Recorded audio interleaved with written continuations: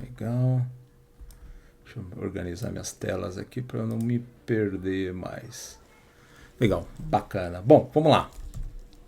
Então, né, na última aula aí tivemos problemas com o The Beaver e a aula era algo bem simples, tá, pessoal? Deixa eu entrar nele aqui. Eu tô com exatamente a mesma máquina, eu tinha parado e startei, né? Então, se a gente consultar aqui, ó, eu estou usando o Docker, tá? Vou abrir o terminal. Se você tem dúvida, Fabiano, como que eu monto aí um ambiente, consulta lá na primeira aula que fizemos isso, tá? Deixa eu deixar aqui no jeito, ó. Então, estou igualzinho à última aula, tá? Então, se eu der aqui um Docker Container LS, eu encontrei aqui o meu SQL Server, tá? Bom, vou tentar me conectar nele pelo The Beaver, não estava conseguindo. Acabou a aula aí que eu vi, né? Vamos lá, aqui, viu? Deixa eu só mostrar o que eu fiz. Lembrando que você pode usar o SQL Management Studio, você pode estar usando aí também o Azure Data Studio, tá? Fica a seu critério aí. Bom, quando eu tentei criar uma conexão, ó, ele cai nessa telinha, né? O problema é que no host, tá? Ele não aceita o ponto, né? Apesar aí do SQL Management Studio, tá? Aqui a gente tem que colocar ou localhost ou IP, né? A gente pode colocar um endereço de loopback, né? O 127.0.0.1 também funciona, tá? É isso que eu estava errando, ó. Vou dar um OK. Ele já se conectou. Vou até aumentar, deixa eu aumentar um pouquinho a fonte. Eu acho que é aqui, ó. Em Windows Preference. Cadê? Eu acho que User Interface, aparência, colors e fontes. Aqui, ó, The Beaver fonte. Vou dar um edit aqui. Deixa eu aumentar um pouquinho. Acho que uns 12 vai ficar melhor. Legal. Acho que sim, né? Deixa eu colocar. Lembrando, ó, precisar mexer em The Beaver, independente do seu sistema operacional, vem aqui no Windows Preference, tá? Então, estamos com ele aqui pronto para continuarmos de onde paramos, né? Então a gente estava vendo um pouquinho, né, coisas básicas, testando aí sobre o ASP.NET Core Web API, tá? Então eu vou abrir o projeto onde exatamente estávamos e vamos continuar. Vamos lá, se eu não me engano, eu criei aqui uma pastinha c2.dev, tá aqui, ó. Depois eu renomeei ele para aula 1, tá? Eu vou disponibilizar também um link para vocês onde está aqui o conteúdo da aula, tá? E quando a gente chegar numa aplicação mais parruda mesmo, provavelmente daqui umas 2 aulas, aí a gente sobe num repositório, tá? Por enquanto, eu vou compartilhar, aliás, vou compartilhar até agora, tá? Eu acabei de gerar um link, ó. Vou colocar para quem está aqui acompanhando ao vivo, vou colocar aqui no chat e para quem está conferindo pelo YouTube, eu coloco aí, dá uma olhada aí nos detalhes, na descrição do vídeo, tá? Vamos lá então. Então só mostrando, ó, se você entrar aqui nessa página, nessa URL, né? A minha ideia, deixa eu entrar aqui, ó. Tá? Então tá aqui o zip aí da aula 1 aí, o resultado da última aula, tá? Vamos lá então. Então aqui eu vou fazer o seguinte, eu vou continuar exatamente de onde paramos, né? Então eu vou dar aqui o famoso Ctrl+C, Ctrl+V. Hoje é dia 14, né? Então aula 2, 14/5/2023, quase aí no meio do ano, tá? Então, na verdade, o que nós fizemos foi um projeto, né? Então, descompacta aí, você vai ver esse cadcli dados em memória, tá? Então, vou fazer ele em memória rapidinho, vou fazer o CRUD aqui, né? O create, CRUD, né? Create, read, update, delete via memória, depois a gente já parte aí para uma base de dados, tá?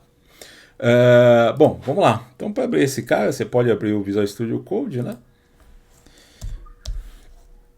O Visual Studio Code, deixa eu procurar por Code aqui que fica mais fácil. Não, cadê você, meu amigo? Visual Studio Code, achei. Então abre e pede para abrir a pasta. Provavelmente ele já vai abrir, né? Que isso aqui vai abrir na pasta da aula anterior, né? Deixa eu dar um markdown aqui, não sei porque ele se perdeu aí no usuário, né? Então, VM, né? Sabe como que é? Vamos lá, ó, eu não abri o projeto, né? Então, para abrir o projeto, basta abrir a pastinha aí, tá? Vou dar um Open Folder aqui no menu File.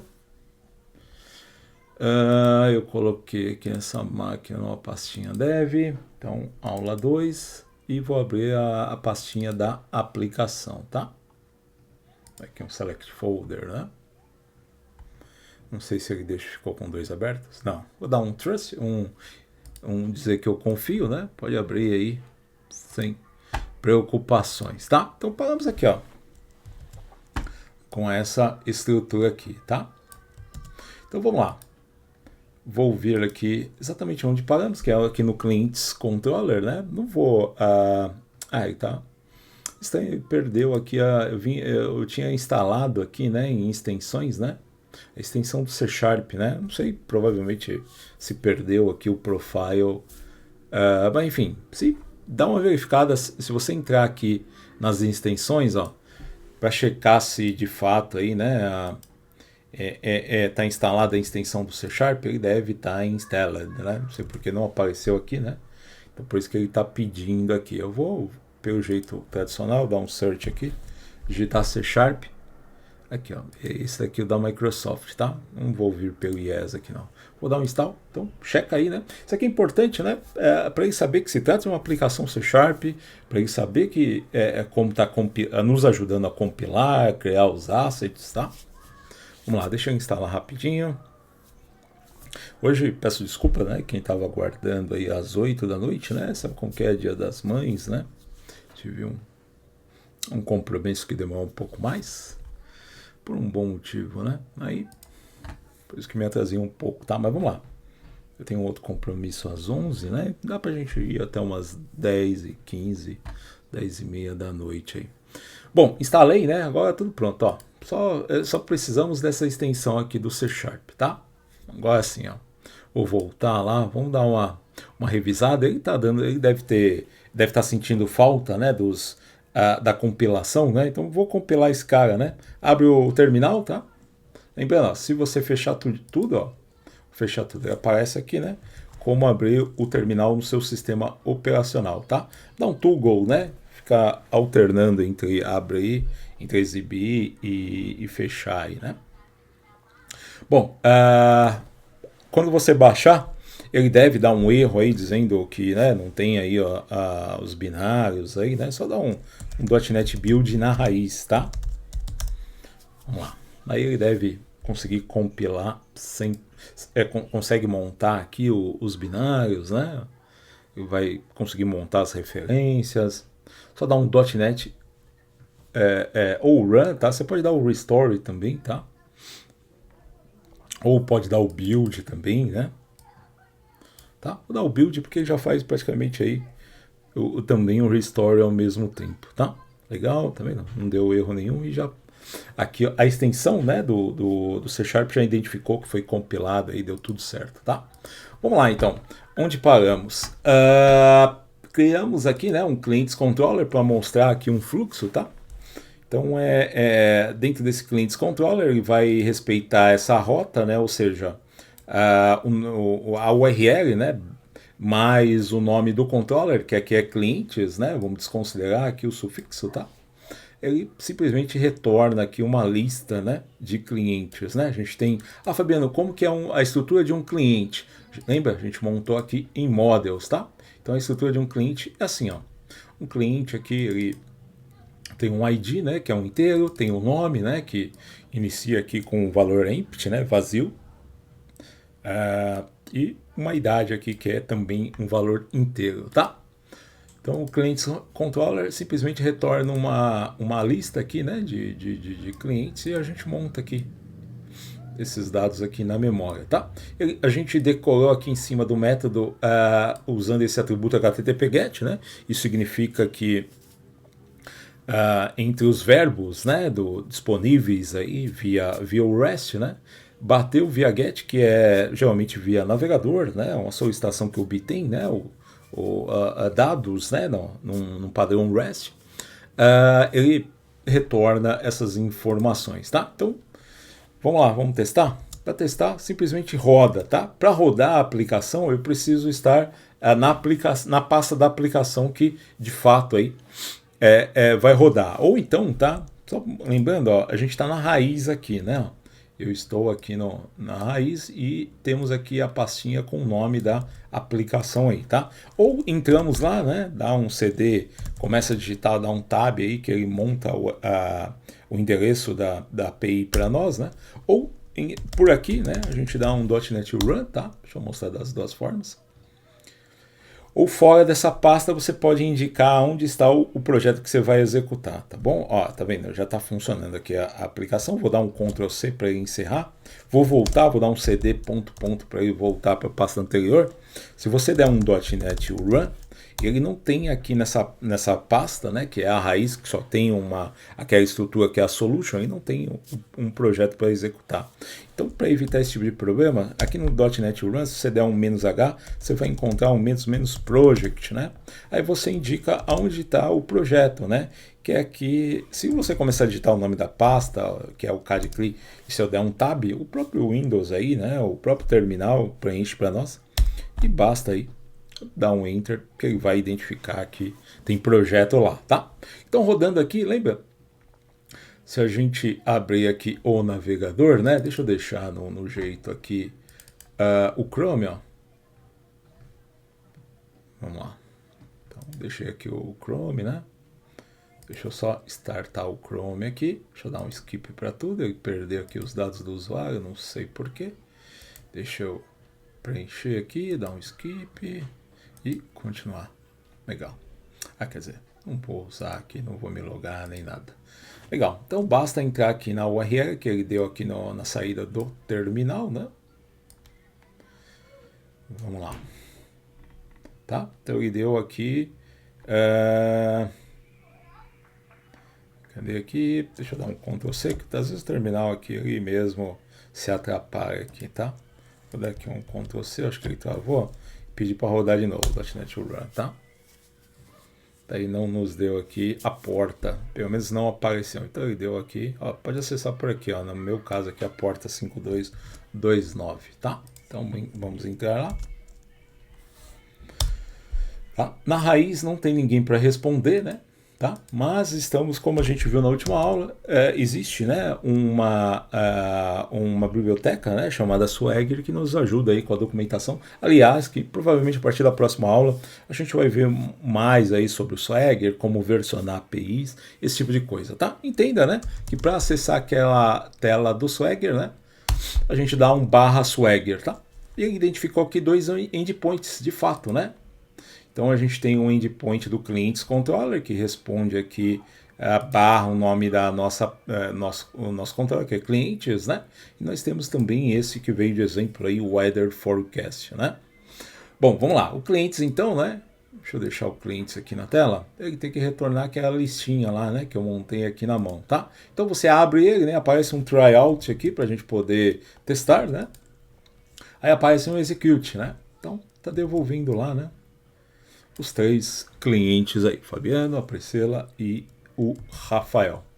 Bom, legal.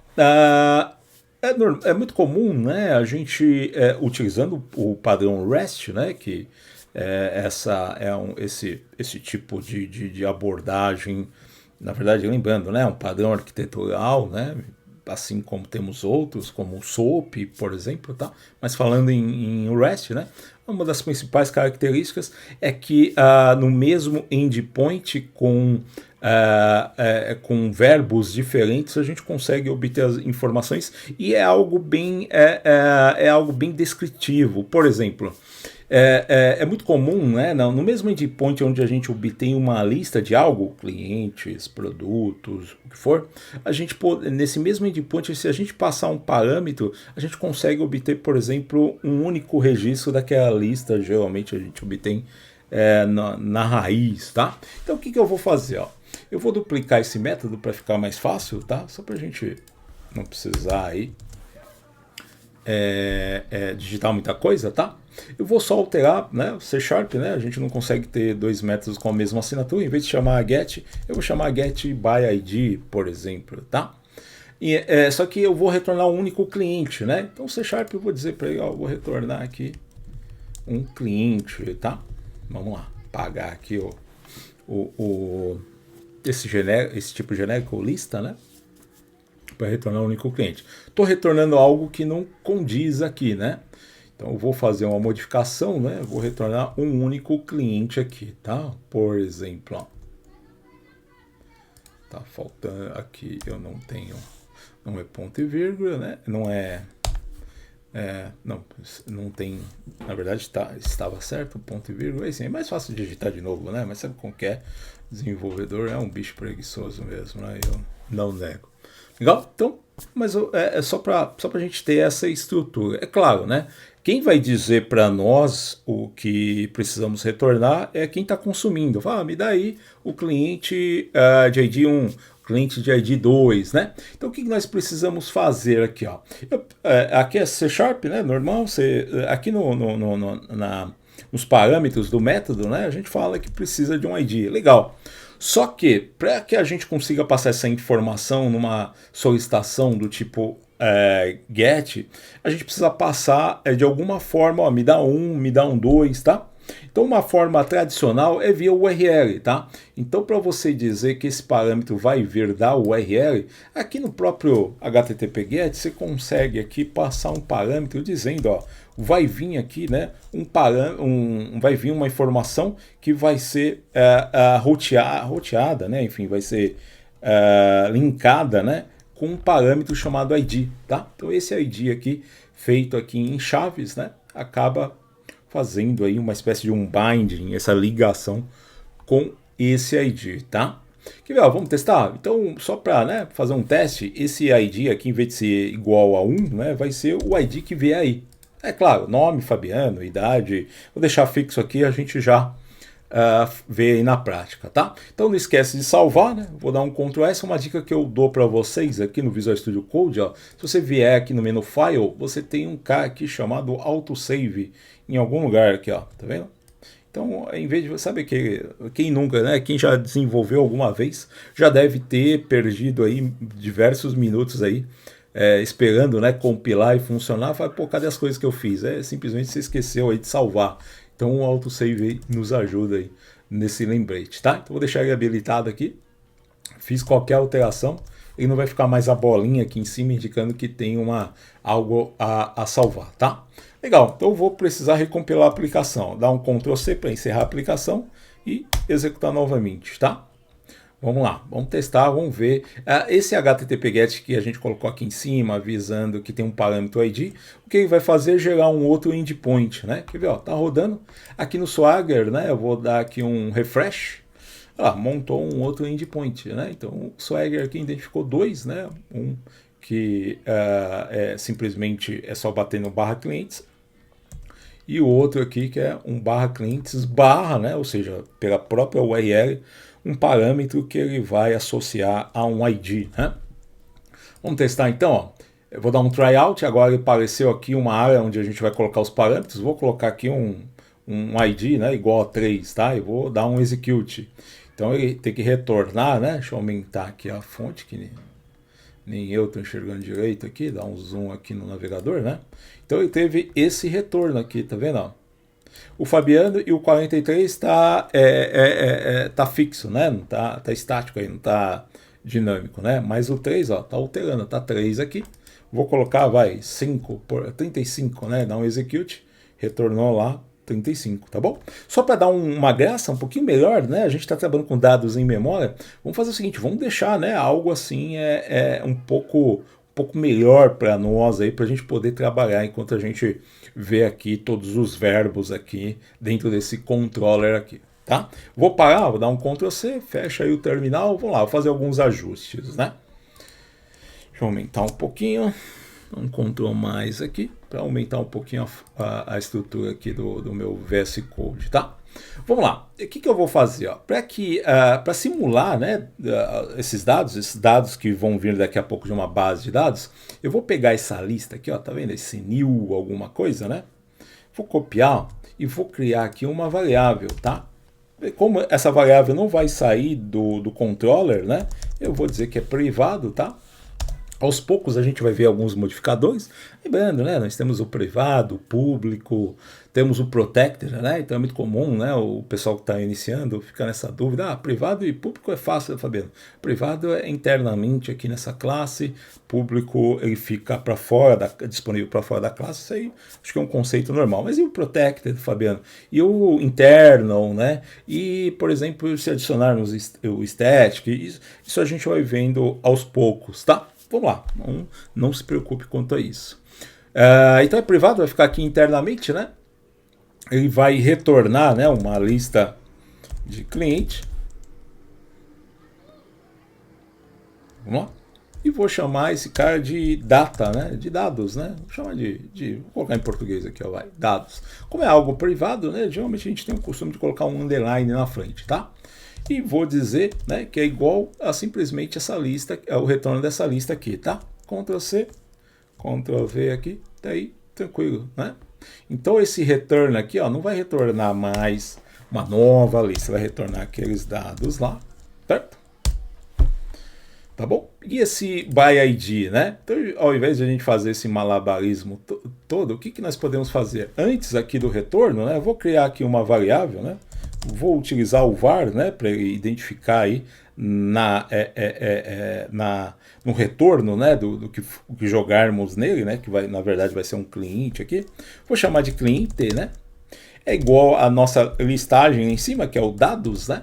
Só que eu não quero todos, né? Então a gente pode usar aqui alguns métodos de extensão. Um deles, né, uma lista, né, a gente tem disponível, né, um cara que é próprio para isso, né, que é um tal de first ou default, tá? Fabiano, o que é isso? Esse cara, né, é um método de extensão. Fabiano, o que é um método de extensão? Fica tranquilo que a gente vai usar, tá? Mas o método de extensão, né, só dando uma pequena introdução, é o que estende um tipo, né? Então entenda que algo está funcionando para estender um tipo que é em dados, que é uma lista de clientes, tá? A gente vai ver que é um cara chamado link, tá? Mas fica tranquilo que a gente vai ver bastante aí. Acho que ainda nessa aula ainda dá tempo, tá? Vamos lá. Então, repare que a gente tem esses dois métodos de extensão, um chamado first ou default. A gente poderia usar esse first, tá? O problema de usar esse first é que se porventura não encontrar, agora encontraria porque a gente sabe, né, que tem vários aqui e vai pegar o primeiro, tá? Mas a gente vai colocar um parâmetro aí dentro. O problema é quando você coloca um parâmetro especificando, que é o que eu vou fazer aqui no caso, né? Aqui ele vai aceitar aqui o que a gente chama de lambda expression, né? Então o que você faz? Você determina aqui uma variável, né? Muito comum a gente chamar de x. Legal? Então estou passando aqui para esse método. Olha, você tem esse argumento aí de se a gente passar aqui para o próximo, a gente vai ver que tem uma opção de você passar para ele uma espécie de uma consulta, tá? A gente pode fazer isso através de uma lambda expression. Falando de um jeito simples para quem não conhece, falando, ó, toma aí uma variável, chamei de x. E a gente usa, né, aquela famosa, né, expressão, né, que é a expressão de seta, arrow, né? Vai depender da linguagem que você estiver usando, tá? Então ele está especificando que é uma função, tá? Uma lambda expression nada mais é do que uma função, né? Então o que eu estou falando para ele? Ó, toma aí o x, tá? Olha, esse x aqui me retorna aí o que você o que eu posso fazer com esse x, tá? Se você der um x ponto, ó, você vai ver que é uma lista de clientes, já que eu posso colocar um parâmetro para receber um único cliente e me disponibiliza, olha, escolhe aí o que você vai fazer com algum cliente que eu vou lá buscar, tá? Eu vou fazer o seguinte, eu vou falar, o campo ID, né, que tem dentro de um cliente, nessa lista de clientes, precisa ser igual, né, ao ID que eu estou recebendo lá no parâmetro, tá? Legal, posso rodar. O problema, pessoal, o problema não, né? Quando a gente usa o first, significa, cara, tem que retornar o primeiro com essa consulta, tá? Se ele não encontrar, ele vai dar uma exceção, não é isso que a gente quer, ou seja, ele vai parar aqui a execução do sistema e dizer algo inesperado aconteceu, tá? Então, eu bati no olho, né? Dá para ver que é altamente esperado alguém digitar algum valor e esse valor não existir, né? Posso colocar um ID, aqui no caso 4, não existe, tá? Então, ao invés de a gente usar o force, é muito comum a gente usar o outro, que é o default, né? O force ou default ou encontre o primeiro ou retorne, né? um valor default. O valor default de um objeto é nulo, né? Então, é o mais condizente do que a gente precisa, tá? Então, ou encontre o primeiro ou retorne nulo, né? Entenda isso, de acordo com essa consulta, que é o ID igual ao ID que eu coloquei aqui no parâmetro da rota, tá? Legal. Vamos ver, ó, vou retornar aqui o cliente, né? Pelo menos agora, né? Fica mais...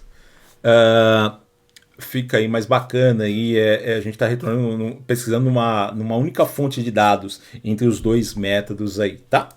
Vamos lá, não esquece de salvar, eu tenho o autosave aí, né? Sistema anti-burrinho aí, pra gente não perder tempo, tá? .NET Run, tô na raiz, tô especificando aí o projeto, vamos lá, vamos rodar. Rodei, vou dar um refresh aqui para remontar aqui essa documentação, ainda temos o /id, né? Eu vou colocar sem o /id, vou dar um tryout, vou dar um execute, vamos ver se ainda está retornando todos os clientes. Ó, temos três aqui, certo? Vou fechar aqui, eu vou clicar de novo em /clientes e vamos no /id, né? Então vamos ver se ele vai pesquisar na mesma lista. Ó. Se eu colocar um, ele tem que trazer o Fabiano, então. Dá lá o execute. Legal, trouxe o cara de ID 1, que no caso é o Fabiano aqui, idade 43, tá? Vou trazer o 2 aqui, tem que trazer a Priscila. Trouxe a Priscila, legal? E se eu colocar aqui um 20? Não existe, né?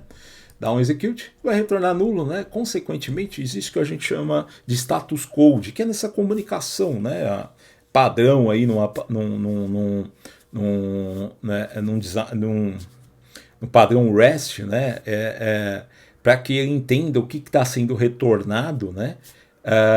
É porque, lembra, né? Esse nulo pode ter vários tipos de compreensão, de entendimento, né? Você pode entender, opa, é nulo, então não foi encontrado o que eu pesquisei, ou então é nulo porque não existe, né? Então é vazio aí o que nós estamos buscando, tá? Então entenda esse status code aí que uma espécie ele tenta te oferecer, né, junto com os dados, né, algum tipo de resposta que você consiga identificar o que está sendo trazido aí, tá? Mas deixa para daqui a pouco a gente começa a usar esses status code. O importante é que não deu erro, né, e simplesmente ele retornou aqui um código de estados 204, que é sem retorno, né? Tá? Que é justamente o que a gente procurou, não existe, tá bom? Não se preocupa quanto aos tipos de status code que a gente vai ver aí avançando aí. O importante é que funcionou por enquanto, legal? Bom, vamos lá. Vou parar aqui, vou dar um Ctrl+C novamente. O que a gente pode fazer com esse cliente, né? Para ser uma aplicação, digamos assim, a gente tem que conseguir adicionar esse cliente, tá? Então vamos lá, como que a gente pode adicionar? Vou criar um método aqui, não vou copiar e colar, que a estrutura vai mudar um pouco, tá? Então o método, eu vou colocar aqui um tipo de retorno void, ou seja, ele não vai estar retornando nada, tá? Vou chamar ele aqui, né, de add, né, que está adicionando um cliente. Estou montando um método comum em C#, tá? Então me dá um cliente aqui, né, do tipo cliente. Vou chamar aqui internamente de cliente aqui nesse método, tá bom? Vamos lá. Abrir e fechar chaves, legal. Ao receber um cliente, o que nós vamos fazer? A gente vai pegar esse cliente e vai adicionar aqui nesse dados aqui em cima, certo? Então vamos lá. Então eu vou dizer o seguinte, dados, essa é uma lista, né? Se é uma lista, sempre tem esse método add, né?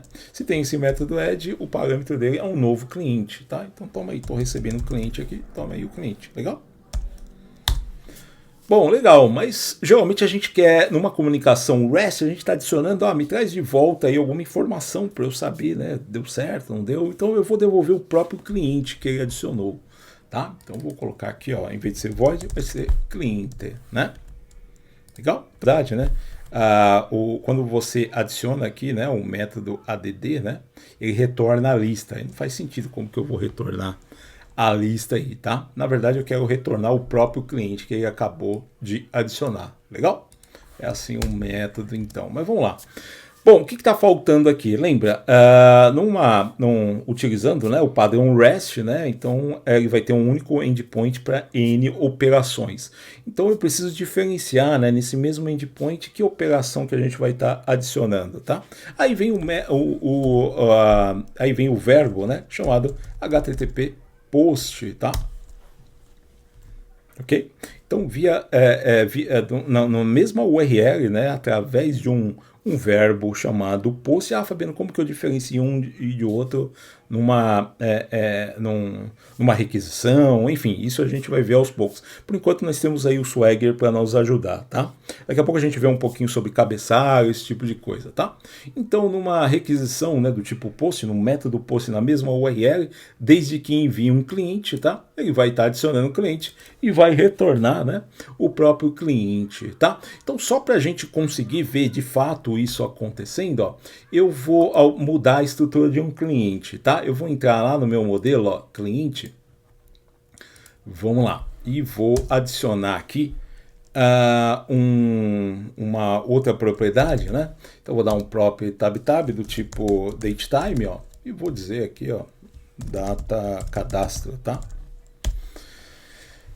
Só que eu não vou passar esse data cadastro, né? Esse data cadastro vai ser gerado automaticamente quando esse objeto for criado, né? Então eu vou dizer o seguinte, ó, quando for gerar esse objeto, né, cliente, né? Então coloque aí simplesmente a data e hora atual, que através do datetime aí nós temos o now, tá bom? Legal? Não esquece de salvar.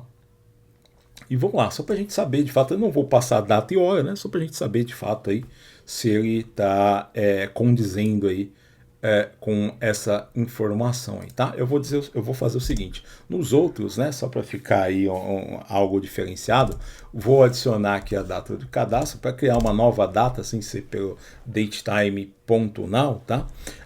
A gente tem que dar um new date, né? Aí você vai passando os parâmetros, ó, ele tá, se eu não me engano, é o ano, né? Eu vou colocar aqui, ó, 2023. Agora mostrou os parâmetros, né? O mês, então, nós estamos no mês 5, eu vou colocar mês 4, né?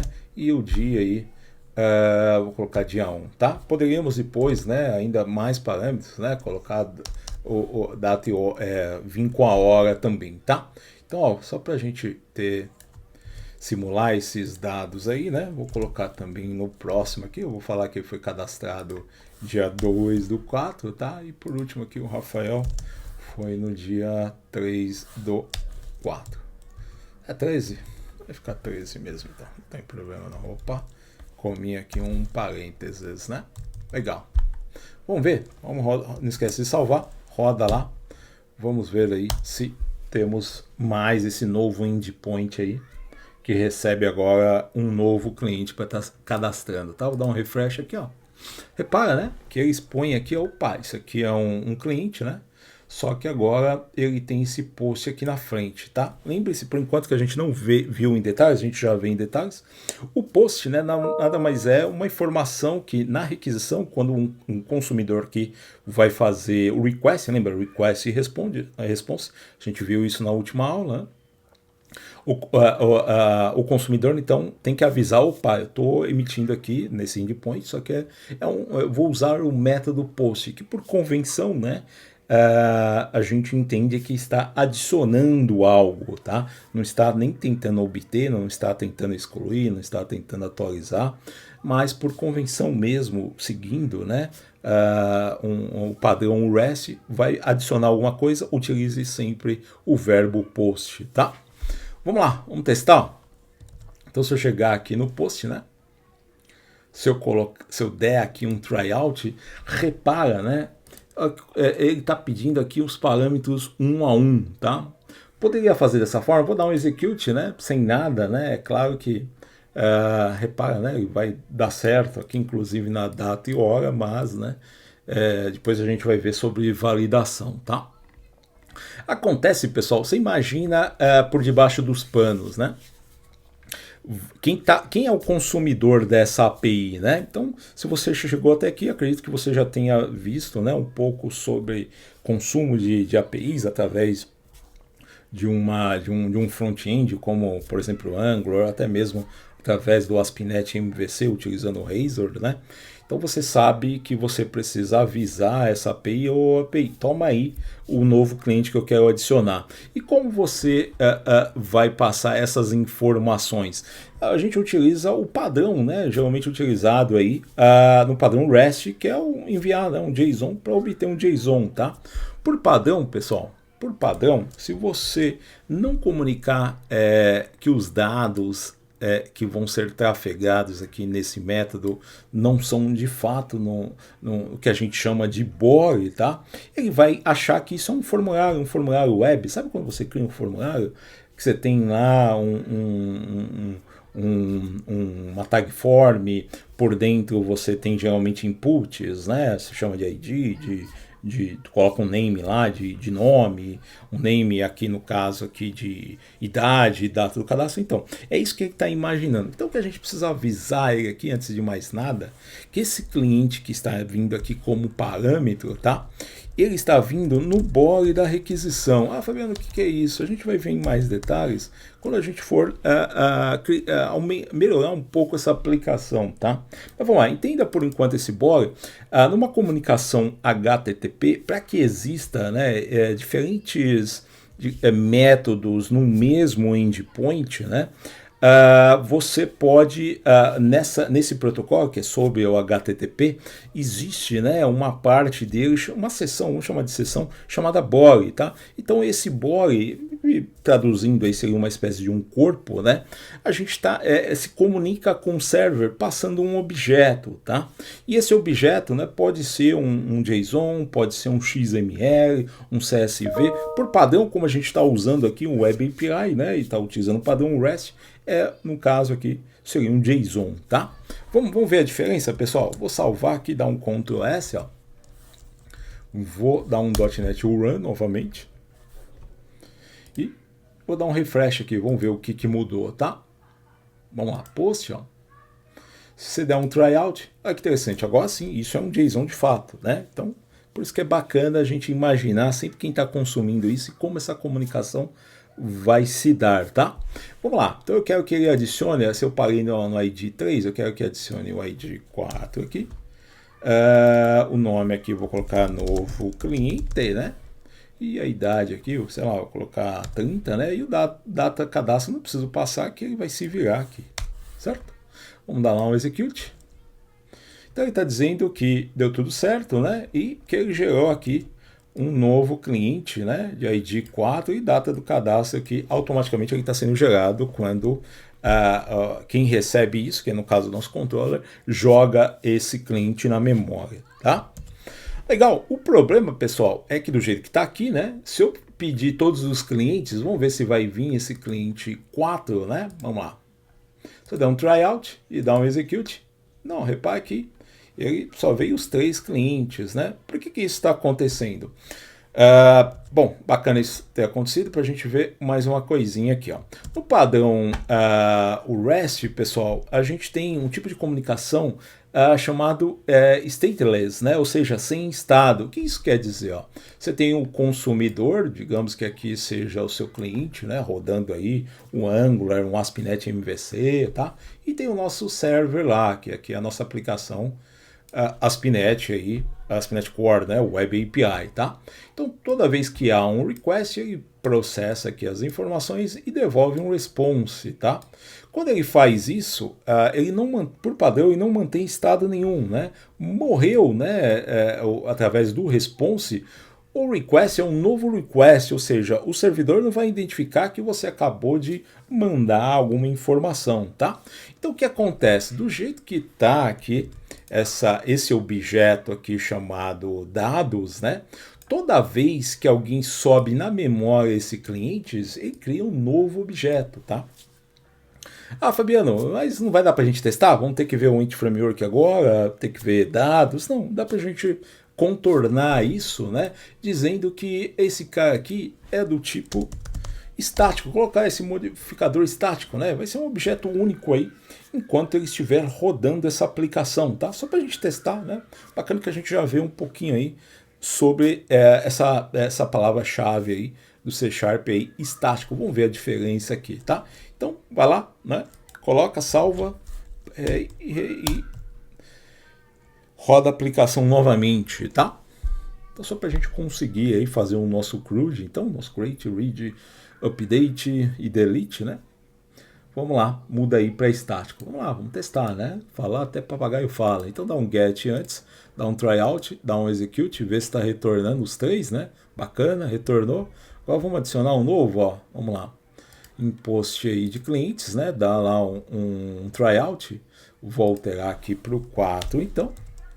Para o 4, muda lá, em vez de string aqui, vou colocar aqui o fulano. O fulano, digamos que tem 30 anos e o data do cadastro não preciso enviar, né? Depois a gente vai ver, né, como omitir aqui um campo aí de um objeto, então o que a gente faz aí para não ter esse comportamento quando esse campo mesmo se autocompleta, por exemplo, tá? Vamos lá, vamos ver se funciona, ó.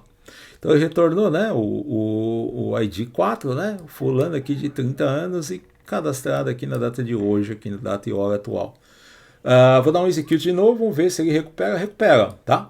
Mas significa, né, enquanto agora né, o servidor estiver de pé, se tiver aí N clientes conectados, né, essa lista ainda tá de pé, tá? Então, enquanto estivermos conectados, ó, só para testar, toda a comunicação aí sabe que existe, né, uma lista estática, tá? Disponível enquanto essa aplicação estiver de pé, tá? Isso quer dizer, se eu parar, aí já era, tá? Legal, dá para testar, assim fica mais fácil, né? Vamos lá. Tá aí, tranquilo, pessoal. Qualquer coisa, Leandro, Leonardo, que mais que tem, é só colocar assim, abrir aí, ó, levanta a mãozinha ou coloca no chat aí, a gente vai vendo com mais detalhes aí, tá bom? Bom, vamos lá. Que mais que a gente pode fazer aí com uma determinada fonte de dados, que no caso aqui é a nossa lista de clientes, né? Então a gente obteve pelo ID, adicionamos, agora a gente pode atualizar, de repente eu quero alterar aqui o cliente 1 aqui só para a gente testar. Vamos lá então, né? Então vamos encerrar aqui, dar um Ctrl C, né? Vamos ver então, ó. Deixa eu maximizar aqui para a gente ficar com mais espaço. Vamos lá, tá? O verbo que por convenção, tá, é utilizado nessa comunicação para dizer que a gente está atualizando é o HTTP PUT, tá? A gente pode usar também o PET, só que o PET ele vem de parcial. Então, se a gente tivesse um objeto aí com N campos, quero atualizar um campo, 2 campos, ou 3 campos, ou um único campo, você consegue fazer isso através, ele é feito para isso, esse verbo, tá? No nosso caso aqui, por enquanto, vamos no mais simples, que é o PUT mesmo, tá? O bacana do PUT é que você tem que avisar o que eu vou alterar e toma o objeto que eu quero que ele substitua, faça algum tipo de operação, tá? Por conta disso, a gente costuma passar na URL o que faz, né, a gente identificar esse cliente. Por enquanto, né, a gente está identificando ele pelo ID. Então aqui seria muito parecido com o verbo HTTP-GET, ou seja, você está dizendo para ele, ó, separa esse objeto, né, no caso aqui é um cliente, que eu vou estar alterando, atualizando, melhor dizendo, tá? E vamos para o método aí, né? Então a gente vai retornar, Fabiano, eu quero retornar o cliente aí que a gente acabou de alterar. Tá bom, vamos lá, cliente aqui, né? O tipo é cliente. Chamei o outro de add, vou chamar aqui de update, então, tá? E toma aqui o cliente que eu quero alterar. Então você vê que é uma junção aí do get, né? Com o post, exatamente, tá? Lembrando que isso é uma convenção. Então, o que eu quero dizer com isso? É uma regra, digamos que se o cara cair aqui no PUT, passando o ID, e se eu quiser excluir, você pode, mas lembra, uma das características do REST é ser o menos verboso possível, não exigir uma documentação tão complexa que a gente vê lá, por exemplo, no SOAP, tá? Então, por conta disso, é muito comum a gente procurar aí ter o mínimo possível de documentação e usando a convenção, através da convenção que a gente consegue, tá? Depois a gente vê o que é uma API, né? Mas usando aí um grau de maturidade, né? De uma escala aí, de um acadêmico que criou esse padrão, tá? Depois a gente vê sobre isso, né? Então, o ideal é a gente utilizar as convenções por conta disso. É claro, eu sou o cliente, Fabiano, eu sou o produtor das informações. Então, internamente, você se acerta, mas amanhã, digamos que você tem um cliente que não faz ideia de como é a sua estrutura. Então, com esse mínimo de documentação, que é no caso o Swagger, ele vai conseguir se virar de uma maneira simples. Então vai ver lá um endpoint com o verbo HTTP PUT, que aceita um parâmetro que é o ID. Aí fala, bom, mando o ID aqui para ele buscar essa informação e mando aqui no body, tá, o cliente com esses dados aí que ele vai atualizar. Vou chamar aqui de cliente também, tá bom? Então monta lá o método, né?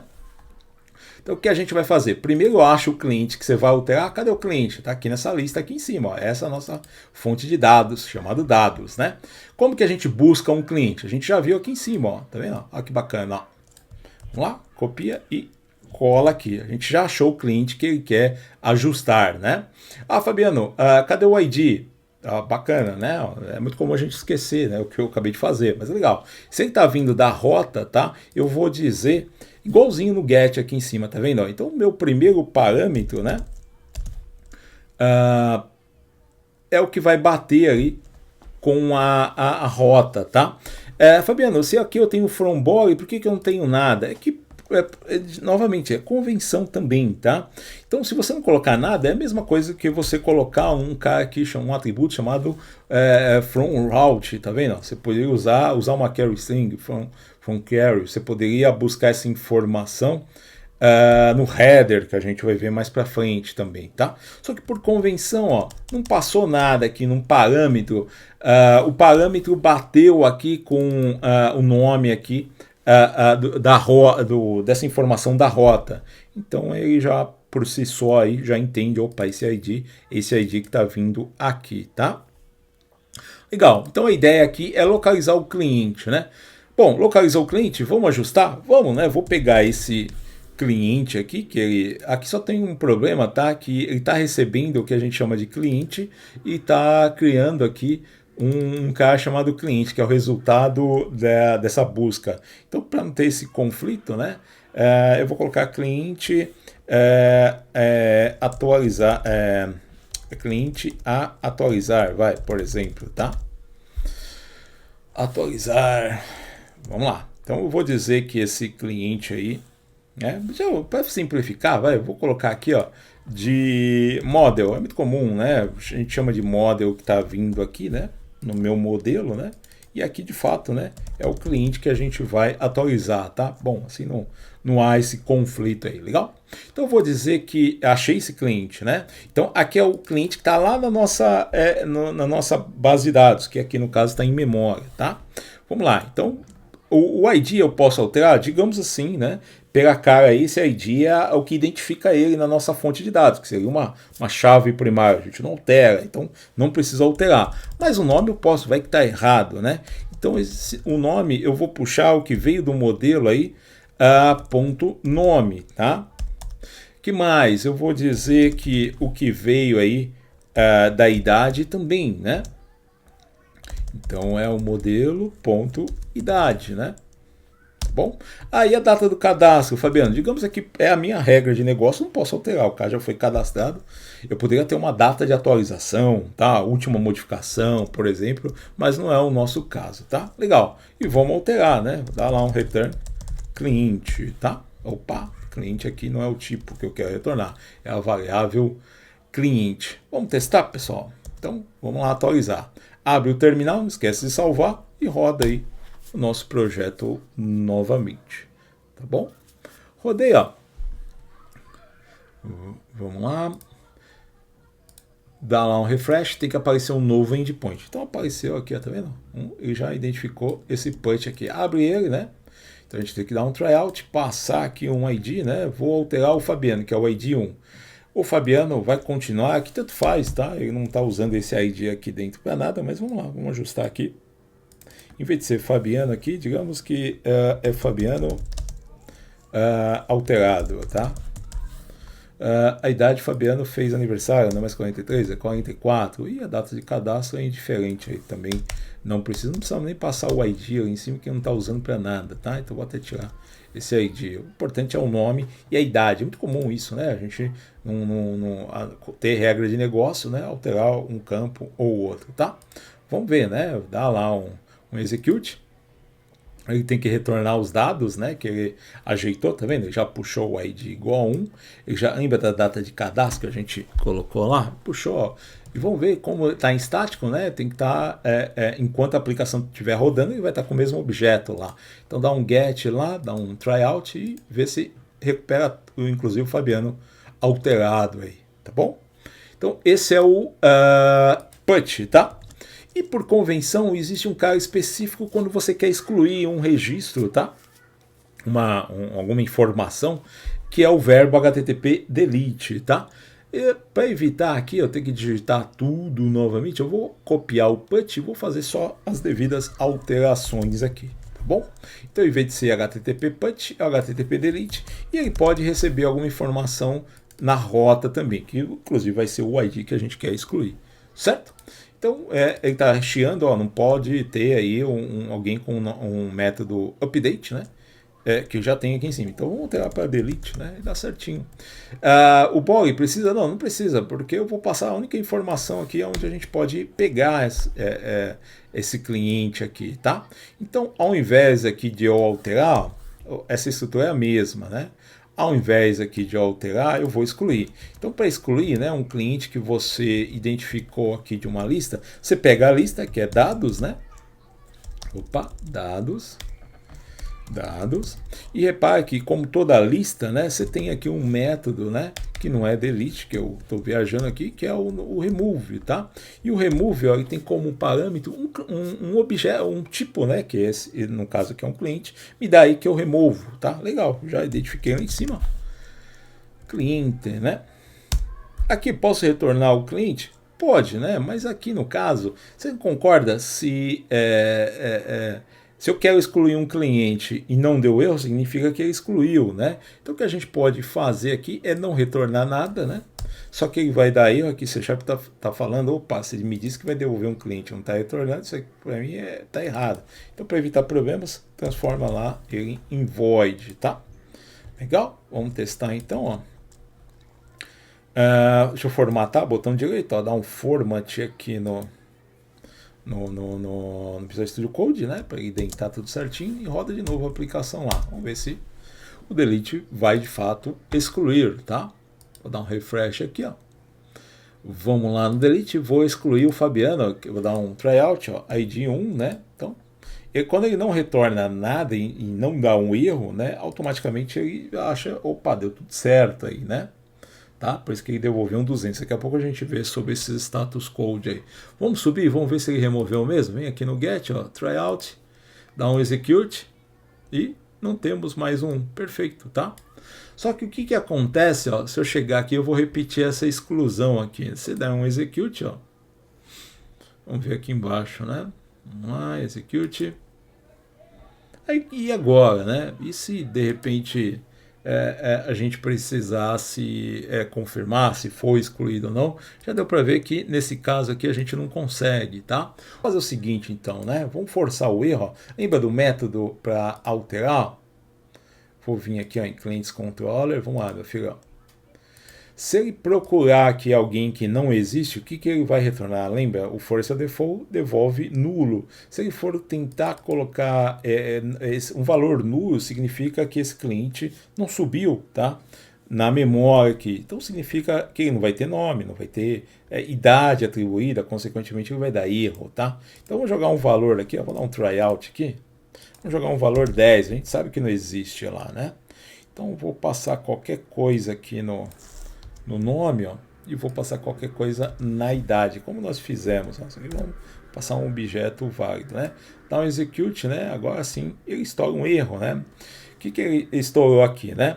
O null reference exception significa que algo nulo, né? Um objeto que foi nulo, né?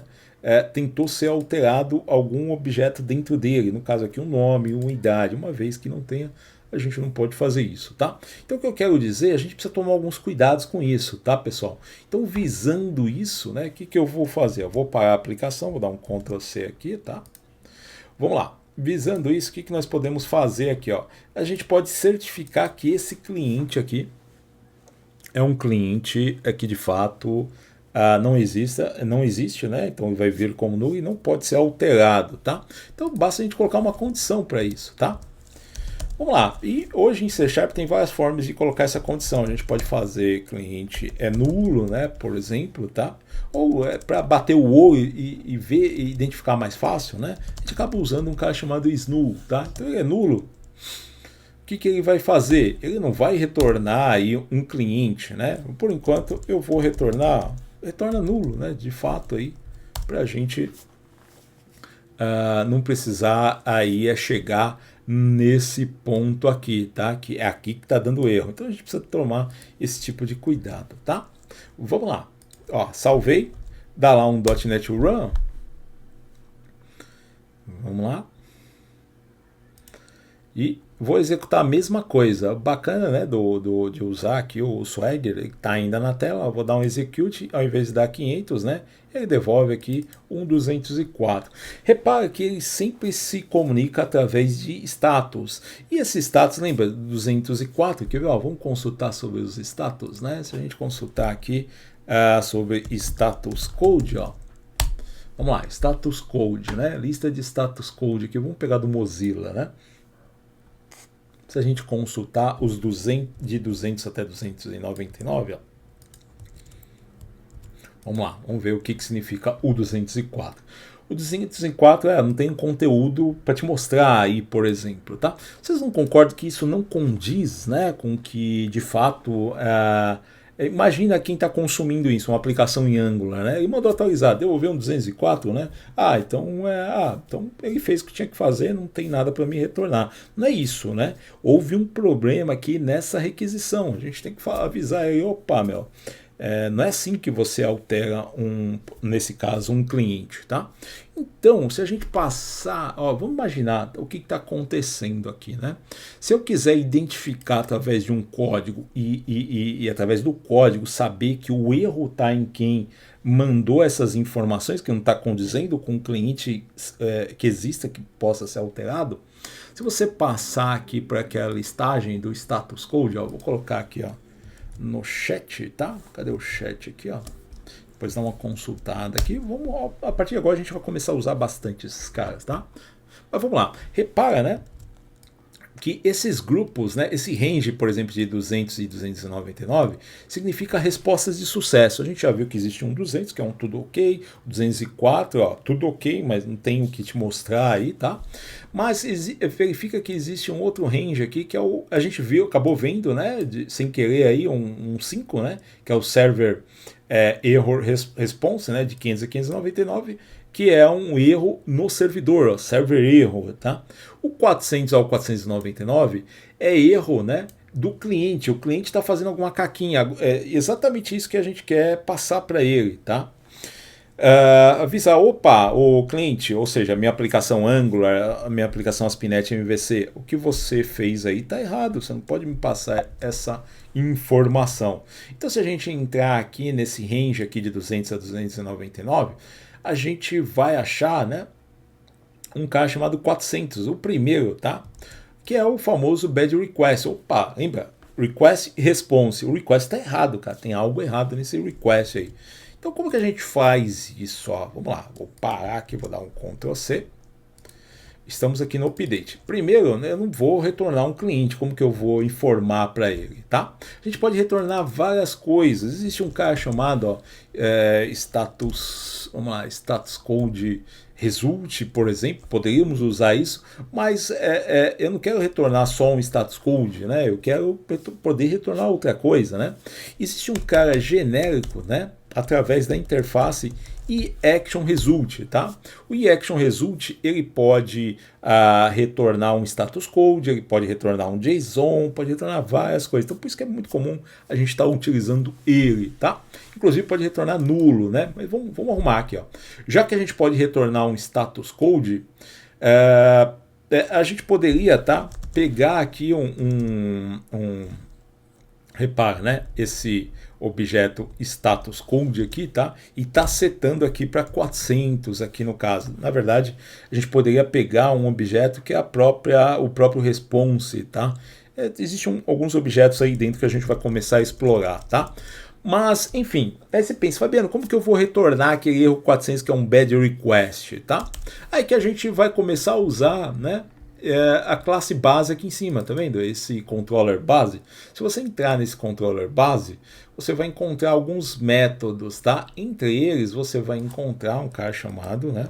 Vou dar aqui um return, porque eu vou retornar o retorno desse método, que é o bad request, ó. Lembra? Não tinha o status code, poderia usar ele, tá? Mas já existe esse método aqui chamado bad request, tá? Se você posicionar o mouse em cima, ó, olha que bacana, ó, ele está falando, ó, que um bad request, né, ele devolve um bad request result, tá? Legal. Que é aceito pelo nosso eAction, tá?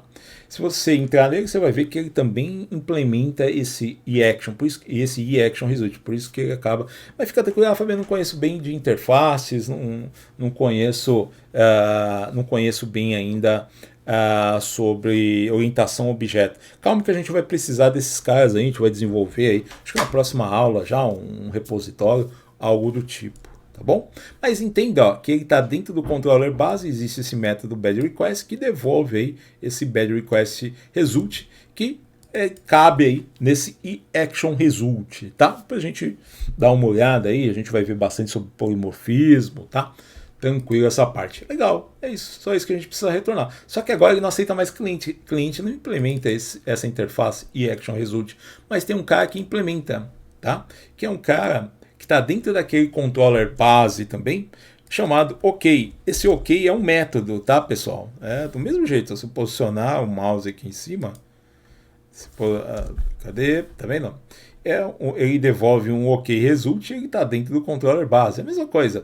E dentro das opções dele, ele recebe aqui, pode receber um objeto para retornar, que é o próprio cliente, tá? Então, o que é o OK Object Result? Nada mais é do que o 200, tá? Que é o que está tudo certo, tá? Por isso que a gente acaba utilizando esse tipo de objeto, tá? Vamos só testar e a gente ajusta os demais métodos aí, tá? Vou rodar novamente. Rodei. Vamos lá. Vou dar um refresh aqui, porque mudamos completamente o método, tá? Agora no put, ó. Opa, não foi? Deixa eu rodar aqui. Ele tem que devolver aqui um Fabiano agora alterado aqui, ó. Tá funcionando então, tá?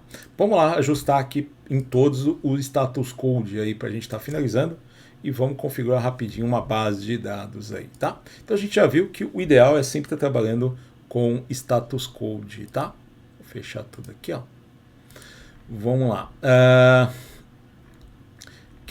Vamos começar pelo primeiro aqui, né? Em vez de a gente estar retornando sempre uma lista de clientes, vamos fazer a mesma coisa. Vou falar para ele que a gente vai estar retornando um eAction result e vou ter que devolver em cima de um método que devolva um código de status. Ou seja, bateu aqui, devolve para ele, dá tudo certo, ó, toma aí os dados, ok, tá? Legal? Bom, aqui, né, tem algo interessante para a gente fazer. O que é? Digamos que ele vai procurar, lembra, esse aqui é o get, né, by ID. Digamos que ele passa um ID 50, não existe. Então avisa ele que não existe, né? Como que a gente faz isso? Ó, mesma coisa, o mesmo sentido do update, né? Do put, né? Se não conseguir buscar um cliente, né, dá um if lá. Pergunta, né, se o cliente é nulo. Aqui eu vou fazer diferente, só para ficar registrado, né? Que a gente vai ter o mesmo resultado, mas o outro acaba ficando mais bonitão, né? Enfim, fica melhor. Só que aqui eu não vou retornar um bad request, porque não é culpa do cliente, ele não sabia que não existia, só vou falar para ele, ó, que você procurou, não existe. Qual que é o status code de não existe? O famoso 404, tá? O not found. Então existe um método dentro daquele controller base chamado not found, tá? Muito mais fácil, né? E aqui, claro, para retornar um not found, a gente tem que mudar lá que o método retorna um eAction result, tá? E ele não vai retornar mais um cliente, ele vai retornar um OK e dentro dele um cliente, tá? Legal? Então, tá bom, vamos lá, sempre usando a convenção, né? Aqui a gente poderia forçar, né? Por exemplo, digamos que ele passe um ID igual a 0, não faz sentido isso, né? Então a gente pode, aqui na adição, o que nós podemos fazer, né? Fazer uma regra, é claro que a gente vai ver depois um pouco mais sobre validação, mais para frente, tá? Mas digamos que ele passe aqui opa, dentro do cliente, né, um ID igual a 0, tá? Já deu para ver que não pode ser aceito, né? Então, se o ID for 0, né, o que vai acontecer aqui? Vamos retornar, opa, você fez uma requisição errada, você cliente, né? É o bad request, tá? Mesma coisa, ó. É claro que o ideal é a gente avisar. A gente pode estar passando aqui uma string, tá? ID inválido, tá? A gente vai ver muito mais sobre validação, fique tranquilo, tá? Ele está dando erro porque a gente precisa colocar aqui, é do tipo action_result, tá? E aqui, ó, no cliente, existe um dizendo que ele foi criado, né? Que é o created, tá? Então a gente pode usar o created, né? Enfim, e a gente tem aqui algumas informações para poder passar, tá? Vamos ver. O bacana, né, quando você utiliza o created, ele pede uma URI de retorno, né, e o objeto em si, tá? Essa URI é o cliente original, como ele faz para obter. Eu não quero falar aqui para vocês, mas a gente vai ver mais para frente em cada método que dá para a gente nomear e utilizar aqui dentro do created, tá? Em vez de usar o created, por enquanto, tá? Deixa para a próxima aplicação que a gente vai ver isso em detalhes. Eu vou passar um OK, senão não dá tempo hoje aqui, tá? Mas poderia ser tanto created quanto OK, é válido. A diferença é que o created te obriga a devolver uma informação que vai criar um header chamado location, que a gente vai ver logo provavelmente aí na próxima aula, tá bom? O put a gente já deu uma refatorada, vamos fazer um delete, a mesma coisa aqui, tá? Vamos colocar lá um action_result, né? Então digamos, né, que deu tudo certo, né? A gente devolve o quê? Ó, deu tudo certo, ó, devolve um OK. Mas e se alguém passar um cliente que não existe, né? O que a gente pode fazer aqui, né? A gente pode interromper o processo, né? Ó, cliente é nulo, certo? O que a gente pode devolver aqui, tá? Aí você poderia devolver um not found. Eu acredito que o problema fala, o cliente, você está passando um cara que não existe, tá? Então, por conta disso, eu acredito que o mais adequado aqui seria um bad request. Você fez uma má requisição, tá? Não é que claro, ele não existe, né? Mas você, como cliente, você devia consultar a lista antes para ver, né, que de fato ele não existe, tá? Lembrando que você pode passar aqui uma string, né? Eu vou colocar aqui, ó, cliente não localizado, tá? Por exemplo, para não perder tempo, vou colocar não, né? Localizado, tá? Legal? Bom, em vez de debugar aqui e perder muito tempo, ó, eu vou voltar no terminal, ó, eu vou matar aqui os terminais, repara que a gente pode ter vários aqui, tá? Vamos lá, dar um .NET Run novamente. Eu não quero perder muito tempo debugando, que a gente vai cansar de fazer erro aí, de ter erro, principalmente com base de dados, tá? Porque, aliás, a gente vai montar um aqui rapidinho. Pronto, tá rodando. Vamos testar ali, por exemplo, o delete, né? Que pode ser que dê erro aí, né? Vou dar um refresh aqui, né? Agora voltou, né? A porta, né? Repare que... Fabiano, de onde ele puxa essas informações? Depois a gente vê, tá? Mas existe aqui, ó, dentro de Properties, né? Um cara chamado Launch Settings. Então depende aí se está debugando ou não, ele pode gerar aqui uma porta diferente, tá? Então, por enquanto não se preocupa com isso não, a gente vai pegando um jeito aí aos poucos. Vamos voltar para a porta não HTTPS, né? Um HTTP de novo, né? Colocando a URL aqui, tá? /swagger, só para a gente testar, talvez a alteração uma das alterações que é passar um cliente que não existe. Ó, vou vir no delete, vou dar um tryout, vou passar aqui o valor 10, que eu tenho certeza que não existe. Tá lá um execute, cliente não localizado, retornou um bad request. Vamos fazer com get, né? Informando um ID, lembra, tem que retornar um not found. Vou passar um 10 aqui, ó. Perfeito, ó. Não deu erro, né? E tá passando o status adequado aí. Tranquilo? Bom, vamos lá. Para finalizar esse CAD CLI aqui, para a partir da próxima aula, a gente montar uma aplicação mais robusta, para a gente já começar a trabalhar com camadas, começar a trabalhar aí com injeção de dependência. Para a gente finalizar aqui, vamos ver um pouquinho, né, de acesso a dados, tá? Vamos lá, eu vou fechar aqui, ó, e vou fazer o seguinte, eu vou fechar essa aplicação rapidinho, ó. fechar tudo que deu pau aqui. Eu vou, para ficar documentado certinho, vocês puxarem no zip, tá? Eu vou duplicar esse cara, em vez de ser o dados em memória agora, ele vai fazer, eu vou colocar cadcli, né? Eu vou colocar aqui, ó, SQL Server, tá? Pra gente fazer. Ah, Fabiano, falta 5 minutos para aula, dá tempo? Dá sim, vamos lá aqui, ó. Eu vou, deixa eu abrir o Visual Studio Code e abrir agora a aplicação correta, tá? Vamos lá, Visual Studio Code. Geralmente o Visual Studio Code abre a última aplicação, não é o que eu quero, tá? Vamos lá, meu filho.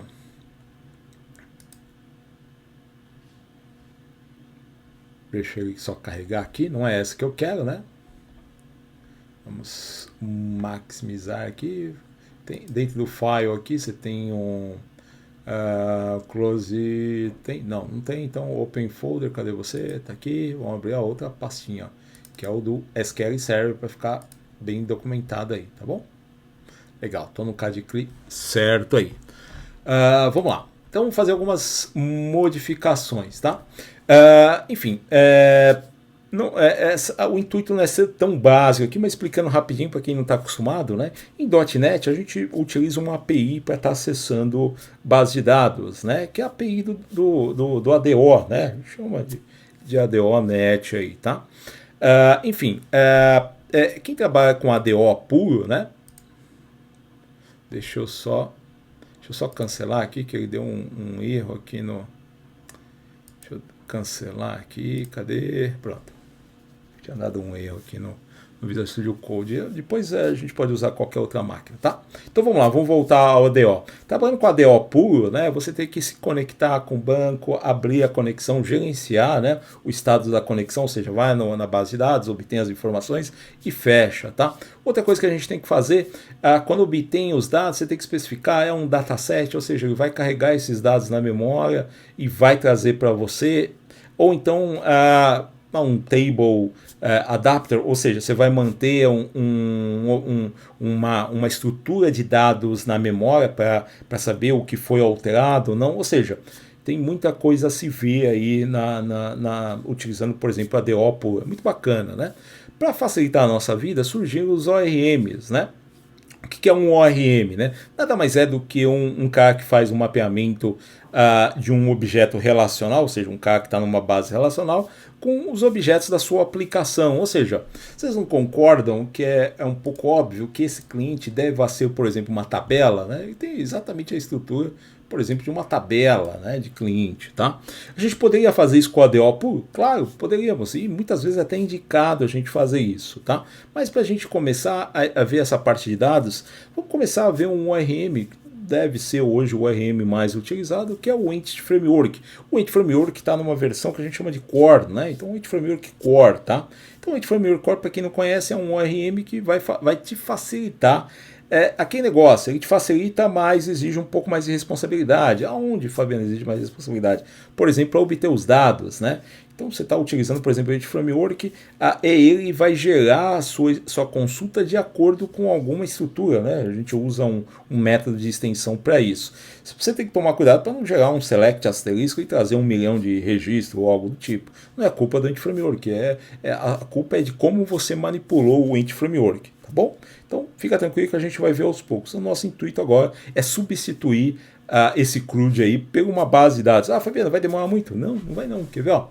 Legal, primeira coisa que a gente precisa fazer é instalar um pacote do Entity Framework. Eu vou abrir aqui o terminal, aí você fala, qual que é, Fabiano? Cada linguagem, né, utiliza o seu gerenciador de pacotes, né? Então o .NET tem um cara chamado NuGet, né? O Node tem um cara chamado NPM, tá? Então existem outros, o Python, o Pipe, enfim. Pois é, Leandro, o Ian está falando, já vi select com 20 includes, né? A consulta ficava uma carroça, ou seja, você tem que tomar cuidado do que vai ser gerado no final, mas fica tranquilo que a gente vai ver mais sobre isso. O intuito agora é a gente começar a ver o Entity Framework do início, tá? Mas é algo que a gente tem que se preocupar aí em produção, tá, galera? Não esquece disso, não. Bom, vamos lá. Primeira coisa, né? Precisamos desse pacote aí, tá? Vou abrir o Chrome aqui, vou atrás desse repositório chamado NuGet. Se você entrar aqui no nuget.org, né? É onde está o NuGet público aí da Microsoft, tá? podemos pesquisar aqui. Vou pesquisar sobre Entity Framework, ó. Tá? Vamos lá, pesquisei sobre Entity Framework, ó, deixa eu aumentar a letra. Vem vários pacotes. Só toma cuidado que o que a gente vai usar, né, é o Entity Framework Core, tá? Não é o Entity Framework que a gente usava antigamente, mais conhecido como a sua última versão, que é o EF6, tá? O que a gente quer é esse aqui, ó, Entity Framework Core. Perfeito. Ah, como que eu faço, Fabiano, para obter esse pacote? Clica nele aqui no NuGet.org. Ele vai te trazer os comandos aqui, ó, via netcli, via package manager, enfim. O netcli é o .NET. Você não dá um .NET New, .NET Build, é esse cara, tá? Só toma cuidado que depois a gente vai ver várias vezes esse comando, tá? Vamos ver esse comando. .NET add package, você coloca o nome, namespace e você pode colocar a versão. Repare que ele está pegando a última versão, que é uma versão preview. Não queremos isso. Você pode ver as versões através desse menuzinho version aqui, especificar a versão correta, ou você pode omitir esse parâmetro version, que ele vai simplesmente pegar a última versão. Então é por isso que eu vou copiar só até o Entity Framework Core, tá bom? Vou dar um Ctrl C. Vou vir aqui, esse pacote a gente tem que adicionar no projeto. O projeto é na pastinha cadcli, não tá? Tá. Por que isso, Fabiano? Porque essa informação ele coloca nesse arquivo csproj, tá? Então se a gente entrar nesse arquivo csproj, ó, repare que ele tem um tal de item group, que é os pacotes que ele já tem. Dois, na verdade, aqui, para o Swagger, tá? Mas vamos lá, vamos adicionar o nosso aqui, ó. Vou vir aqui no terminal, vou abrir aqui a pasta cadcli, ó. E vou digitar, né, o .NET Add Package, tá? Vou colocar para o pessoal que está ao vivo aqui, ó. Tá aí, tá bom? Você que não está ao vivo, vê lá no NuGet, copia, desconsidera o version lá, já que a gente está usando a última versão do .NET. Tá? Adiciona lá, ele vai, a primeira coisa que ele vai fazer é colocar nesse item group aqui dentro desse XML, que é esse arquivo csproj. Legal? Aí você pegando o projeto, dando aí o seu .NET Build, ele já sabe que dependências ele tem, tá bom? Pronto, já fez isso. Com isso, pessoal, a primeira coisa que nós vamos fazer é criar um objeto que faz um mapeamento para a base de dados, tá? Para isso, eu vou vir aqui na nossa API, eu vou pegar qualquer objeto, eu vou pegar esse cliente mesmo, ó. Vou criar uma classe dentro dele para poder mover, tá? Ó, public, ó. Eu vou criar um objeto aqui que ele faz esse mapeamento, tá? E vou chamar ele aqui de cadcli, que é o nome da nossa aplicação, dbContext, tá? Geralmente a gente chama esse objeto que vai fazer um mapeamento para a base de dados, alguma coisa dbContext, ou dataContext, ou só context, tá? Vamos lá, faltou o classe, né? Se é uma classe, tem que ter o class depois do modificador de acesso, tá? Abre e fecha lá as chaves, né? Dá um Ctrl ponto, lembra? E move aqui para um arquivo .cs, tá? Para ele não ficar solto, e não me interessa deixar ele numa pastinha models, eu vou colocar numa pastinha mais adequada. Vou dar um new folder aqui em cima, vou chamar aqui, por exemplo, de data, né? Coisa de acesso a dados, né? E vou mover ele para lá, o cadcli dbContext vai lá para data, tá bom? Dá lá um move e vou acertar um namespace aqui, né? Já para ele ficar mais organizado, vou bater com a pasta, que é api.data aqui em cima. Opa, é o cara errado que eu tô, né? Tem que ser no... Movi o cara errado, né? Não, movi certo, ó. Só que eu tava no cara errado, ó. cadcli dbContext, então ele vai estar no namespace data. Legal? Bom, legal. Aí você pergunta, Fabiano, como que eu vou fazer esse mapeamento? Aí você fala, bom, eu não sei, a não ser que eu vá utilizar o ADO puro, tá? Por conta disso, o Entity Framework nos dá uma classe que te ajuda a fazer esse mapeamento, igual aquela classe que a gente viu no controller base, tá? O mesmo sentido, uma classe base para isso, tá?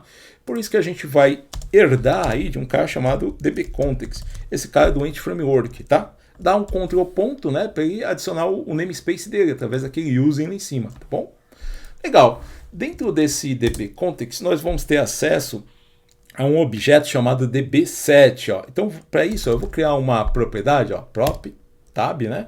Vou criar uma propriedade chamada db7, já vou explicar para que serve esse db7. Ele é de um tipo genérico, né? Então, ele pede aí para a gente colocar um tipo, né? No caso aqui, eu já vou explicar porque eu coloquei de cliente, né? Então o tipo dele é db7 cliente, né? E o nome dele aqui, vou colocar clientes no plural, tá? O que é esse objeto que eu estou montando? Eu vou dar um Ctrl ponto porque ele está no outro namespace agora em models, né? O cliente, legal? O que é esse db7? Pessoal, esse cara nada mais é do cara que vai fazer a ligação de um objeto da base de dados com a base de dados, com a nossa aplicação, tá? Então, na teoria, o que nós temos aqui, ó? Um objeto chamado cliente, que é uma classe apontando para uma tabela cliente, é isso que a gente vai ter, tá? Mas, né, nem sempre é uma tabela, poderia ser uma story procedure, uma function, tá bom? Por padrão, né, a gente tem aí uma tabela, tá? A gente vai ver com mais detalhes aí na próxima aula. Ele só tá dando erro, fala, opa, esse objeto aqui é nulo, não é? O que é? Não, ele não é nulo, né? Uma tabela cliente sempre vai ter. Então a gente pode ir lá, né, já que a gente tem que iniciar com um valor, a gente pode usar esse esqueminha aqui, que veio aqui nas últimas versões do C Sharp, dizer que ele não é nulo, tá? Então a gente... O ponto de interrogação ele confirma que é nulo, exclamação já é o contrário, tá? Então a gente coloca null, né, e coloca a exclamação depois significa que ele não é nulo. Aí ele né, o compilador não vai mais nos alertar, opa, esse cara aqui, ou inicia ele ou vou chamar, ou vou identificá-lo como nulo.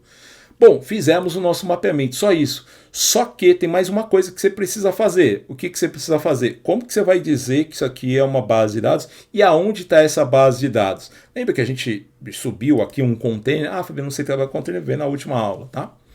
Bom, lembra que a gente subiu uma base, a gente tem aqui um servidor, só não tem ainda a base de dados aqui em database, tá? Mas qual que é o nosso servidor aqui? Ó? Vou dar um edit connection, né? É aqui no localhost, tá? Então, com uma determinada senha, né? Tá? A senha que eu acho que tá aqui, ó. Tá vendo? Tá aqui, ó. Até já deixei separado. Legal. O que a gente precisa fazer? A gente precisa, através de um objeto que a gente chama de string de conexão, avisar que existe uma ligação desse cliente dbcontext com a base de dados. Isso a gente faz através de uma string de conexão, que nada mais é do que os comandos necessários para acessar a base, tá? Como que a gente faz isso? Ó, dentro desse dbcontext, nós temos um método, se você dar um F12 nele, você vai encontrar um método chamado onConfiguring. E esse método onConfigure, ele tem uma palavra reservada também. Assim como a gente tem estático, a gente tem também uma palavra chamada virtual que permite a gente sobrescrever. Então eu vou especificar a configuração desse objeto, que é setando a string de conexão dele, tá? O segredo aqui, ó, para você não ter que entrar lá e ver qual que é a estrutura, é digitar a palavra override, significa que você vai substituir. A qual método que você vai substituir? Ó, já apareceu ele, tá vendo? Configuring. Vou bater nele, ó. Tá lá, onConfiguring, repare que ele já veio aqui com esse base, que é para executar o objeto original, tá bom? O que eu preciso fazer, ó? Ele me traz aqui esse objeto Options Builder, ó. Eu vou simplesmente pegar esse Options Builder e vou dizer para ele que eu estou usando um SQL Server. Mas você vai começar SQL, não vem nada. Sabe por que não vem nada? Porque o Entity Framework pode trabalhar com SQL Server, MySQL, Postgres, tá? Por conta disso, a gente precisa avisar pro Entity Framework que a gente está trabalhando com SQL Server. Uma das formas de fazer isso é buscar, além digamos assim, da lib core, né, o Entity Framework, a gente tem que pegar uma outra lib para trabalhar com Entity Framework SQL Server, ou outra lib Entity Framework, que é uma lib fornecida por um cara chamado Pomelo, o que é com MySQL, tá? Ou uma outra lib para o Postgres, tá? Se você procurar aqui, ó, vou voltar lá, quando a gente procura Entity Framework Core, provavelmente você vai ver um .sql, quer ver? Ó, vamos descer. Aqui, ó, SQL Server, vou entrar nele, tá? É esse cara que a gente precisa, do mesmo jeito, ó. Vou copiar, cadê? E vou colar aqui, ó, tá? Deixa eu dar um clear aqui e vamos lá. Lembra que não aparecia nada no .sql, né? Assim que ele terminar de instalar. Vamos lá, terminou. Está baixando aqui todas as dependências, né, para trabalhar com o SQL Server. Vamos lá. Vou usar aqui Se eu começar a digitar SQL, repare que ele achou esse método, use SQL Server. E repare que agora ele pede a string de conexão, tá? Em alguma sobrecarga nele, ó. Ali, ó, string de conexão. Então eu vou passar aqui. Não é o ideal passar aqui, a gente vai ver na próxima aula o porquê, mas vamos começar passando, né? Ah, Fabiano, qual que é a string de conexão? Existe um site, né? O pessoal que já está mais acostumado aí a procurar, chamado Connection Strings, né? Connection Strings. Cadê? Connection Strings. Vamos achar aqui, ó. Procura aí sobre Connection String que cai nesse carinha aqui, ó. Tá? Na verdade, você pega uma que você já usou e acaba reaproveitando, né? Enfim, entrei no site connectionstrings.com, procura SQL Server, cadê o SQL Server aqui, meu Deus, estou cego esse horário, deixa eu dar um Ctrl F aqui, ó, SQL Server,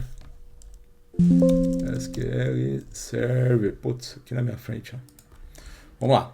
Aí traz vários, tá? Vou pegar essa primeira aqui, ó, standard aqui, ó, tá bom. Vamos lá e vamos substituir, ó.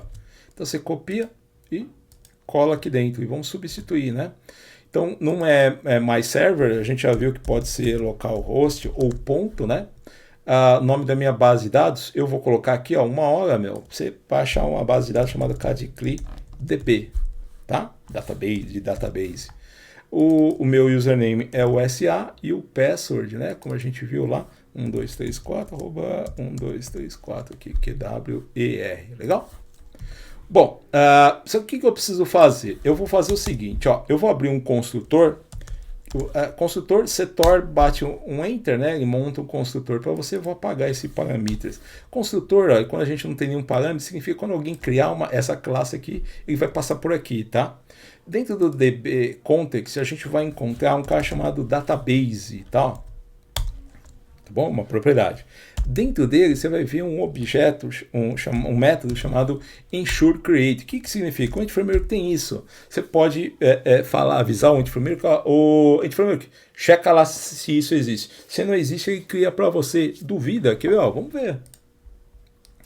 Então, simplesmente isso, tá? O que eu vou fazer? Ó? Agora eu vou lá no meu controller. Lembra? É esse cara que tem que buscar as informações. E só para a gente terminar hoje, ó. Esse meu HTTP GET, ele não vai retornar mais essa lista aí, ó. Ele vai retornar aqui. Primeiro eu vou estabelecer, eu vou abrir que é uma instância daquela classe. E geralmente a gente chama de CTX ou algo disso, tá? Então é aquele meu cliente DB Context, certo? Cliente DB Context. É cadcli, não é cliente, né? Desculpa. cadcli DB Context, cadcli. Tá em outro namespace, então você tem que dar um Ctrl ponto, né? New DB Context, deixa eu fechar aqui, ó. Aí dá lá um Ctrl ponto para identificar o namespace, certo? Olha lá, meu filho, ó, já achou, tá aí dentro de data, legal? Fez isso, ele vai certificar que aquela base de dados existe, tá? Depois, lembra que a gente criou lá um DB7, que nada mais é do que um mapeamento para um objeto, que muitas vezes é uma tabela. Então eu vou simplesmente criar uma variável clientes, ó, vou pegar esse CTX aqui, lembra? A gente chamou ele de clientes. Aqui só toma cuidado que eu não quero ter um mapeamento, né, para esse objeto. Eu quero alistar os dados, tá? Ou seja, eu vou pegar esse mapeamento e vou transformar para uma lista. Ah, que lista é essa, Fabiano? Exatamente uma lista como essa que está aqui em cima, ó, tá vendo? A diferença é que quando você avisa, né, eu pego esse DB7 e eu quero que se transforme numa lista. Ele fala, então você quer um select, pode deixar que eu monto. Lembra do select asterisco? É aí que a gente tem que começar a tomar cuidado, tá? E vamos lá, vamos ver se funciona. É claro, se conseguir criar essa base de dados, tem que vir vazia, né? Mas vamos lá, vamos testar. Salva aí e executa. Vamos entender as coisas, né? Vamos lá. Deixa eu sair da pastinha, né? CD, só para a gente terminar hoje, tá? Roda aí, né? Dá lá um .NET Run apontando para o projeto. Cadê o comando? Cadê? Vamos lá. Mais um minutinho, tá, pessoal? Ele só vai dar um errinho, eu só vou explicar o porquê, tá? Então deixa ele rodar aí. Deixa ele rodar. Rodou. Vamos lá. Então, lembra quem que está indo buscar essas informações? O get de clientes, né? Vamos tentar aqui. Ele tentou, né? Mas ele deu um erro aqui, ó. Repara, né? Que ele está falando que a conexão foi feita com o servidor, mas ele está dizendo que o provider que exige um certificado para ser uma conexão segura, tá? Aqui você tem duas formas de resolver. Isso aqui aconteceu a partir, se eu não me engano, do Ent Framework Core, acho que 3 ou 5, né? Ele exige, por padrão, essa conexão segura, que você tem em qualquer servidor hoje, você tem certificado, enfim, mas não é o nosso caso, tá? Se você olhar aqui nas strings de conexão, que tem várias, você pode usar dois caras aqui. Você pode usar um tal de encrypt, falar que não está encriptado, digamos assim, ou um trust connect, você dá um false, tá? Eu vou pegar o mais básico aqui. Então eu coloco na string de conexão, deixa eu interromper aqui, ó. Vamos lá. Aqui são comandos, tá? Eu vou colocar aqui o encrypt, ó, encrypt. Lembrando, depois pega o código aí, igual a false, tá? Ou seja, não há qualquer tipo de criptografia nesse meu banco local. Cada servidor vai ter sua string de conexão, né? Aí sim, se a gente no ambiente produtivo, nós teríamos no nosso Azure SQL, na AWS, aonde for, tá? Vamos lá, vamos rodar agora, vamos ver se pelo menos ele vai cumprir com o que está prometendo, que é criar a base de dados, caso não exista, né? Executou. Vamos lá, eu vou dar um get de novo, que acabou de dar um erro, né? Cadê o erro? Ixi, não sumiu. Ah, não, tô no... Acho que tá no Chrome, né? Aqui é o Edge. Vamos lá, clientes, ó, dá lá um tryout, dá um execute. Demora um tempinho, porque será? E demora um pouquinho porque ele está criando a base, lembra do ensure created? Vamos lá no certificar. E não deu erro e retornou vazio. Será que ele criou? Checa lá no nosso amiguinho, ou no SQL Management Studio, ou no nosso amiguinho aqui, ó. Vou dar um refresh aqui na base de dados, ó. Dá um refresh. Repara, criou o CAD-CLI. Entra em esquemas, e por padrão usa o DBO. Entra em tables, nós temos a tabela de clientes. Dá dois cliques em clientes, né? O TheBeaver é bacana por causa disso. Ele já veio aqui na estrutura. Vamos lá para os dados, ó, que está aqui em cima em data. Ó. Vamos adicionar um data aqui, ó. Vamos colocar lá, né? Properties. Ele não deixa eu colocar aqui. O edit, isso aqui não tem. ADD row, ó. Bacana. Então, ó, ID 1, né? Um nome aqui, vamos colocar aqui novo cliente, ó, novo cliente. A idade aqui vou colocar 20, né? E a data de cadastro vou colocar 2023. Hoje é 14/5, né? Então 5/14, ó. Bater enter, geralmente ele salva aí, né? Não? Como que salva aqui no TheBeaver, meu amiguinho? TheBeaver em algum lugar deve ter o save, né? Em algum lugar, acho que o botão direito deve aparecer aqui um edit cell, já foi. Cadê o save aqui, ó? Ah, tem um aqui em cima, ó, um save aqui, ó. TheBeaver é sensacional, né?